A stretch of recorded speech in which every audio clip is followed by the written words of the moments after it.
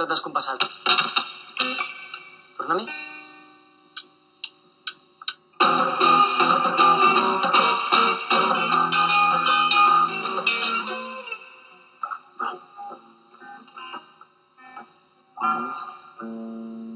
Are you okay? No sé què em passa. Us presento el Dirhoff real. Company, com estàs? És xulo. És molt xulo, sí. És el protagonista o coprotagonista d'Animals, la pel·lícula de Marçal Forés, interpretada per l'Oriol Pla, que jo us ho dic de veritat, a mi m'ha robat el cor. Però m'ha robat el cor i l'enteniment. Estic penjat per aquesta pel·lícula, me n'havien parlat molt bé. És un film absolutament meravellós, em compenetro. És a dir, m'heu robat. Què heu fet, Marçal i Oriol? No ho sé. Però moltes gràcies pel que dius, no? Té gràcia perquè l'Oriol li roba el cor al pobre Dirhoff, que és... Home, no es pot fer això que fas a la pel·lícula. Sí. Mira, tu, és que m'ho posa difícil. És que a més li agafa i el treu i el llença al terra. Però no és una escena gore, no patiu, la pel·lícula és molt diferent que tot plegat. A veure, ubiquem-nos. Tenim un noi, que és el Pol, que és un noi que creix, que té les primeres experiències, els primers enamoraments, que ha d'abandonar el company de tota la seva vida, una mica com la frassada del Linus de Peanuts, que l'acompanyava, que és una cosa així, per entendre'ns. Perfectament, sí. I ha de matar el pare o el germà o l'amic, no diguem res més, Com us va venir aquesta idea al cap?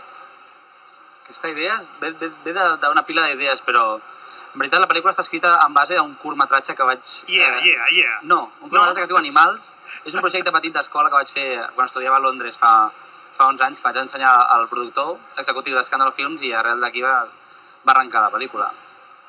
Escolta'm, una mica Peter Pan també és el teu personatge? Sí, va sobre aquest traspàs, no?, que és el créixer, l'adolescència, aquest món imaginari en què tan bé s'està i tan ampli i tan bonic és, i aquest altre que d'alguna manera se t'arrossega, no? Que has de venir en aquestes responsabilitats i és el que hi ha, no? No sempre és una metamorfosis saludable. Home, després d'Any de Gràcia, del Juli del Cor, etc., jo crec que aquesta pel·lícula, i també en el teu cas, us consagrarà definitivament. Hi ha d'haver un abans i un després d'Animals.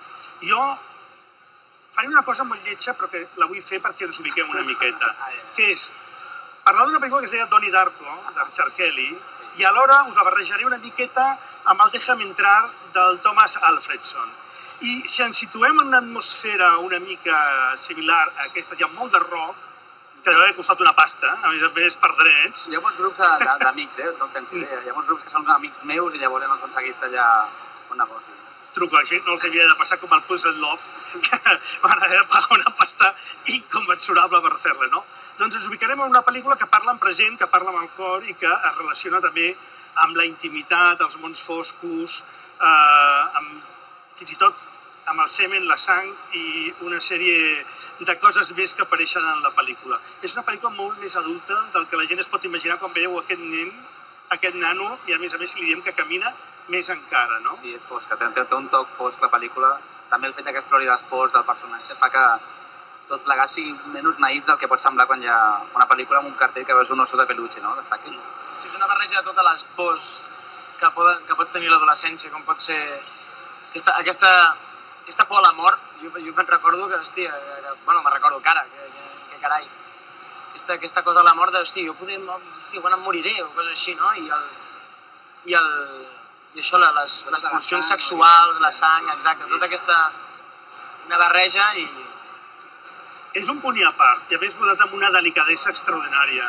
Us vull mencionar una fotografia de luxe total que ha fet l'Eduard Grau, que és un director de fotografia que està triomfant internacionalment i que es posa en les vostres mans per dotar la pel·lícula d'una calidesa humana insubstituïble. Sense ell tampoc seria la mateixa pel·lícula. Clar que no, o sigui, l'Eduard, per mi, és el director de fotografia que conec amb més talent, o sigui, que conec i que crec que coneixerem molt de temps. També és un company de classe de l'ESCAC, o sigui, a més vam estudiar tant a l'ESCAC com a l'escola de Londres, a la National Film, en Television School, i de fet hi ha una afinitat total a nivell estètic, però a més té un ull i una visió de l'espai que és increïble, no? I fixeu-vos en el Martin Freeman, que el veureu aviat fent de Bilbo Hobbit, però aquests dies el podeu veure a TV3 fent de Watson, el Sherlock Holmes que s'està emetent aquests dies. És l'últim cas d'una pel·lícula escàndalo, escac, en el projecte Òpera Prima, amb la Mar Coll, que era una de les que van participar d'aquest projecte, que aquí treballa com a escrit. És una pel·lícula feta, en certa manera, en família, però amb una ambició que és bona, que és bona, extraordinària. Gràcies per fer-la. Jo us dic una cosa, m'heu convençut. En parlarem d'aquesta pel·lícula. Animals és un dels grans descobriments catalans de l'any. Felicitats, companys! I bona nit! Bona nit.